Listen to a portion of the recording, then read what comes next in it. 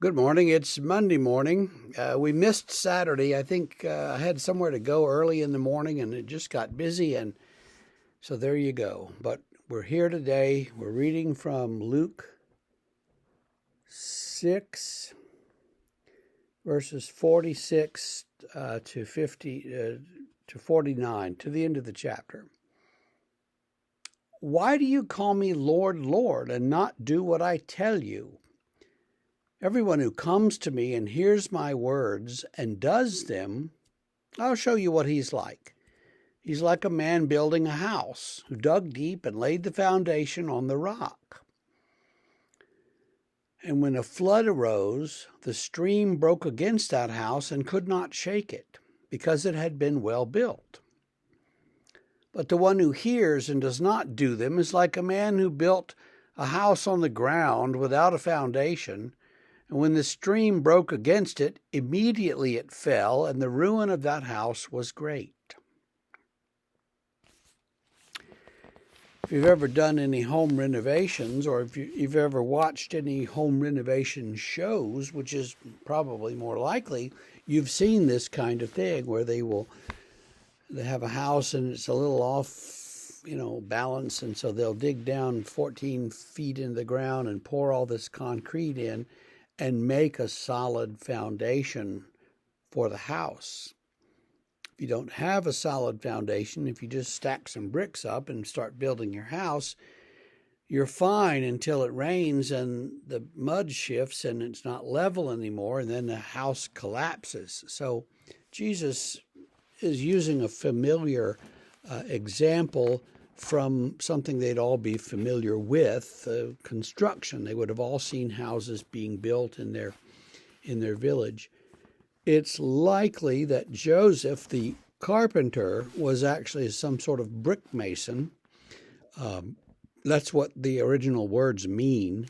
And so this will be something Jesus himself was very familiar with doing.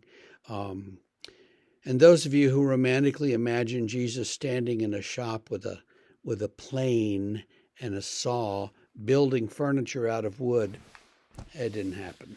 Sorry. Well, anyway, so the man who does what Jesus said is like the wise man who builds his house on the solid foundation, on the rock.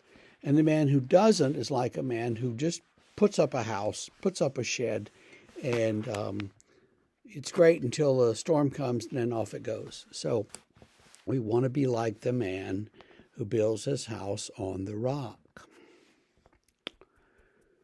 Oh, years ago, one time there was a family in East Tennessee, I think, who had contracted with a home renovation service to have a little pump house built. They had a concrete slab and they had the pump, and the pump was working, so they just needed something over it to keep it, safe from the weather. And they had these little bolts built into the concrete. So all we had to do, I was on the home renovation mission team that was there to help, and all we had to do was attach some boards to these bolts, which was easy, and then build a little shed over it. And they had a pile of wood, and they said, use up that wood. And we said, okay. Every piece of wood that we cut, we measured, we put it in place. This fits perfectly.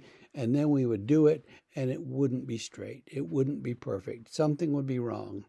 And we kept building the frame, and we finally finished this thing. Of course, we had limited supplies, so we had to use what they had.